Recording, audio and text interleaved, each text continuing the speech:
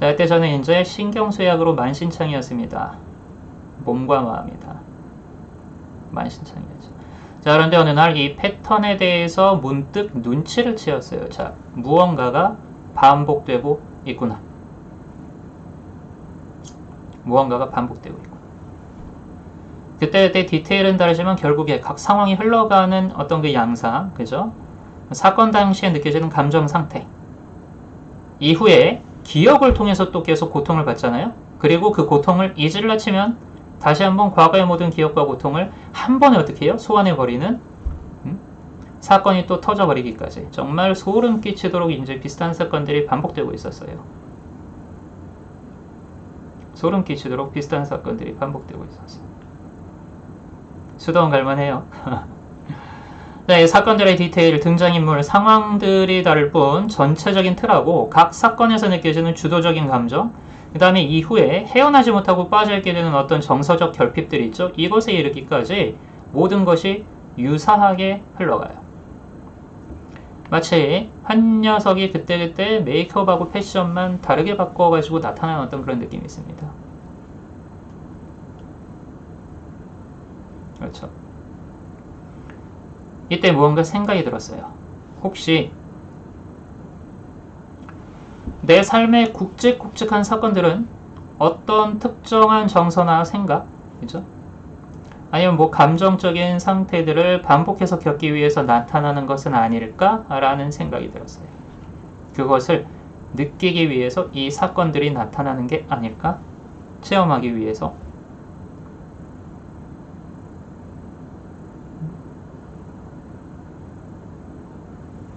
특정한 정서나 생각, 감정 상태 등을 반복해서 겪기 위해서 나타나는 것은 아닐까?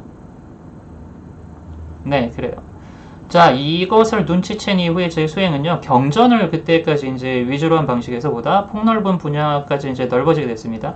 심리학, 뭐 철학, 신학, 뭐 인문학, 과학에 이르기까지 닥치는 대로 파고들기 시작했어요. 그때 이때가 아마 한 20대 초반에서 이제 그때 무렵이에요. 그래서 무렵이에요. 자, 그러나 이제 마음의 병은 점점 더 심해져 갔고요. 현실 또한 바뀌는 것은 하나도 없었습니다. 역시 예상대로 뭐였냐면은 적절하게 결핍을 체험하기 위해 계속 반복되고 있었던 거죠. 계속 반복되고 있었던 거죠.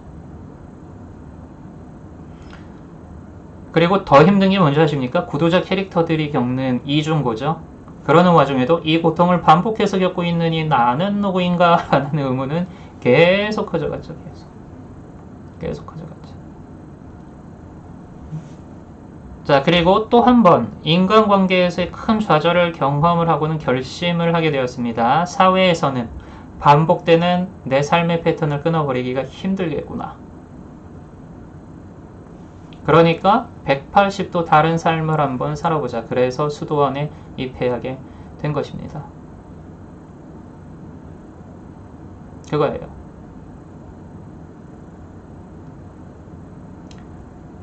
가장 큰 이유는 첫 번째, 고통받는 내가 무엇인지를 알면 모든 게 해결될 것 같았고요. 일종의 도피도 있었지만 이제 배수진을 치고 들어간 거였죠. 두 번째는 삶의 형태를 완전히 뒤집어 엎어야 패턴 반복의 고리를 끊어버릴 수 있을 것 같아서였습니다. 물론 이 마음 안에 도피의 마음도 분명히 있었어요.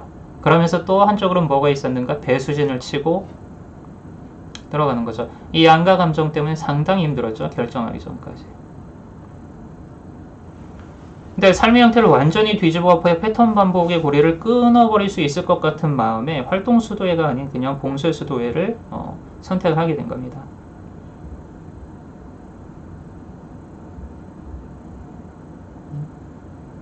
그렇죠.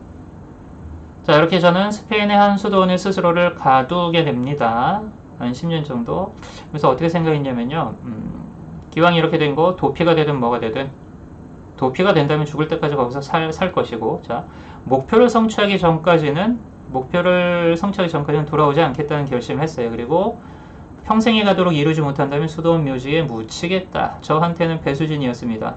도피인 동시에 배수진이었죠. 얘기가 뭐냐면 배수진 안으로 도피에 들어가서 거기에서 쇼부를 한번 봐보자. 뭔가 끝장을 한번 봐보자. 그런 느낌이 있었어요. 조이님 질문이 되게 중요한 건데 지금의 패턴을 끊는다 해도 새로운 패턴에 다시 속하게 되는 것은 아닌가요? 자, 제대로 그러니까 끊어내야 돼요. 이게 단순히 옛 것을 뭐 새 것으로 바꾸는 그게 아니라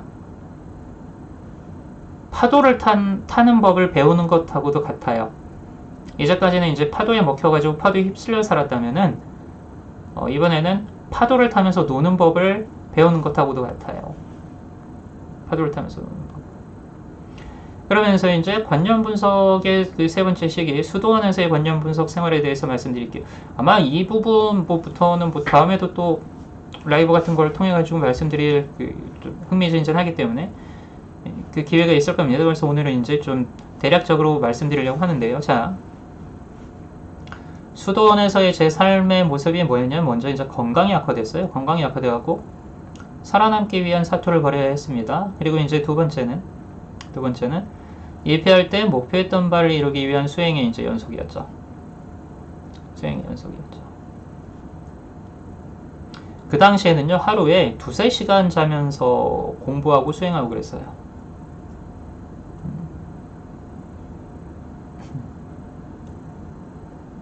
하루에 2-3시간 자면서.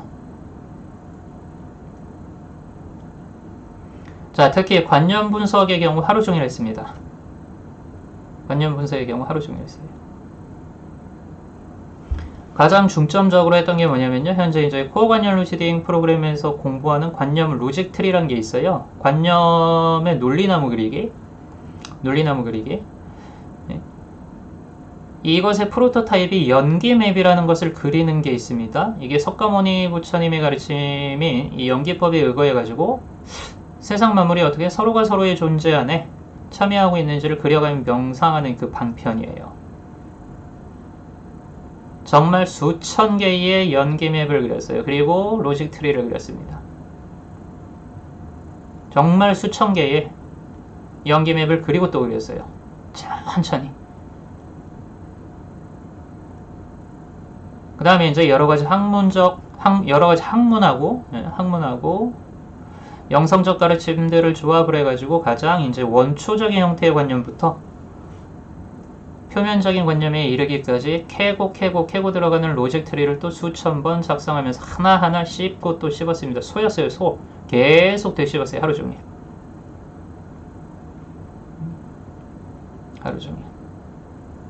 계속 되씹었어요.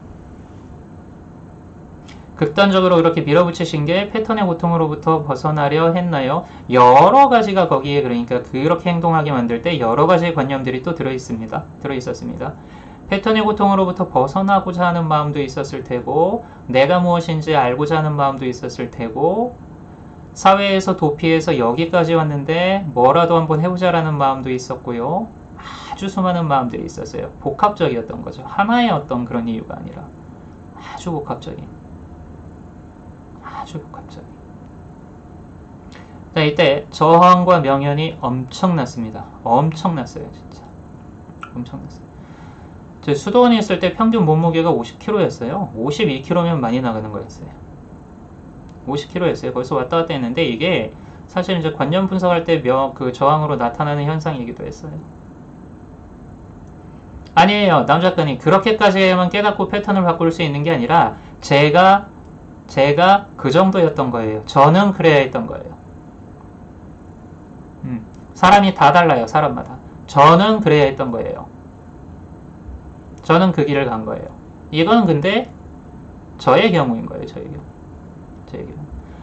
몸무게 가장 적게 나갔을 때는요, 놀라지 마세요. 44kg였어요. 그때는 완전히 병자. 뼈에다가 가죽밖에 없었죠. 여기저기 아프고, 큰 탈 나고, 입맛 없고. 엄청나죠. 게다가 이제 노동이 고되니까 또 살이 더 빠지고 이렇게 됐죠. 그런데 이제 그 시간들이 아니면 저는 신학 공부하고 뭐 영성 공부하고 수행하고 그 다음에 관념 분석하고 일단 시간이 없으니까 저의 이제 개인적인 시간을 쪼개서 쓰려면은 뭐 잠자는 시간을 줄여야 했던 거죠. 몇 년 동안 계속 그랬어요. 자, 그런데 분석 작업이 어느 정도인지 익숙해지게 됐습니다. 분석 작업이 익숙해지게 됐는데 그때 또 하나의 복병을 만납니다. 지금 제 몸무게요? 제가 65kg? 요즘 안 나가는 63kg? 그 정도 될 것 같아요.